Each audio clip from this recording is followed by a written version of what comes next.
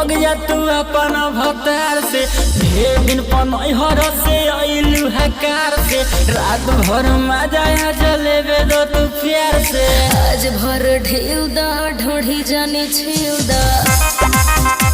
आओ आओ आओ दामाद जी आओ आओ। ए रुक रुक रुक रुक रुक रुक रुक आओ दामाद जी आओ। दामाद जी चल आइली कोनो दिक्कत न भेल। ससुर जी बारात लेके चलन कोनो दिक्कत न भेल का। ससुर जी ये बेटिया बा का। हाँ ये बेटिया बेटी गोल लागला।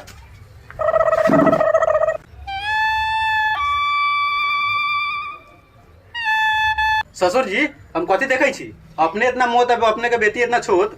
वो सब बात छोड़ू आगे के काम करू जमाया शुरू करू बउओ माया लेके आवा।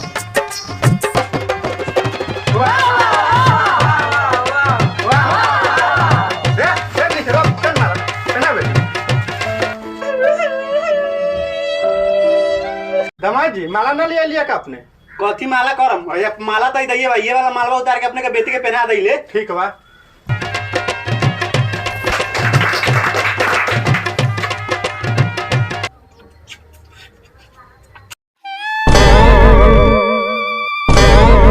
दामाद जी जयमाला पैसा हम करम। ससुर जी हम धन बान पूछो करब। ठीक बा साड़ी सब छूट गेल। हाँ दहेज में तो ना कुछ देले बाड़ी रुक जाओ एगो चेन्हासी हम देत बाड़ी। ठीक बा ससुर जी अपने तो चेनासी दे छी अपने माटी देम तो हम ससुराल के माटी उठा के ले जा।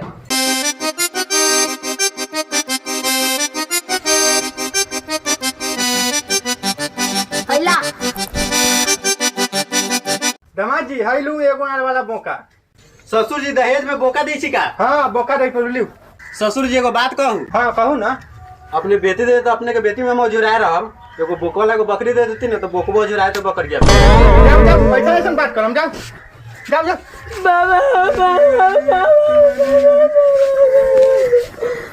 ई गार हो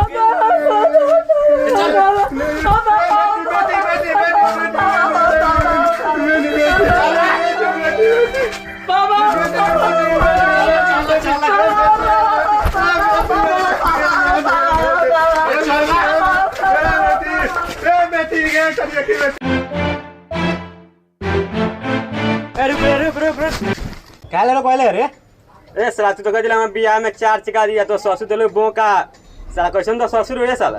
साला उहे बोका 4 लाख के धन है के पोसवे ना तो बाद में 4 लाख में बिकत है। बाग साला बाग तू कहला मैं दहेज में 4 चाय मिली साथ दोस्ती तोर साला तो बोका मिले सस्ता चल चल बात कर जो साला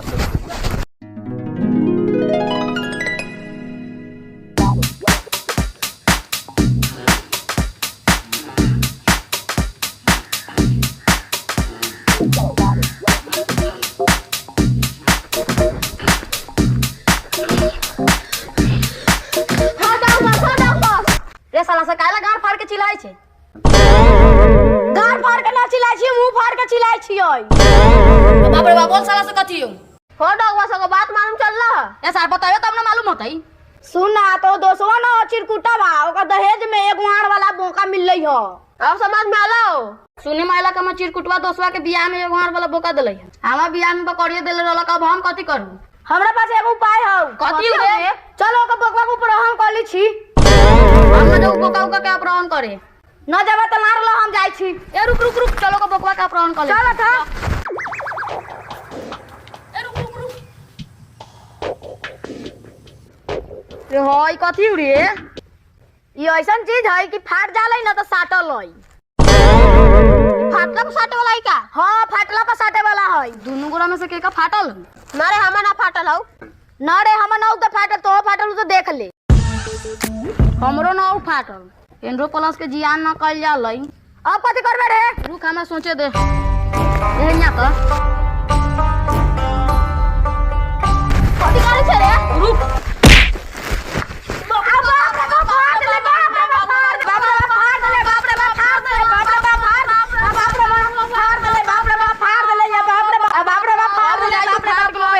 निकाले दे।